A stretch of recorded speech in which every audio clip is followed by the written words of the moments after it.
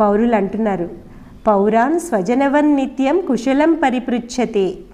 ఎంతో ఆత్మీయతతో పౌరులను స్వజనం వలె పలకరించి క్షేమ సమాచారాలు అడిగి తెలుసుకుంటాడు. ఎలా అంటే ఒక తండ్రి కొడుకును అడిగినట్లు అతడు ఇంటిళ్ళ పాది కుశలం అడుగుతాడు.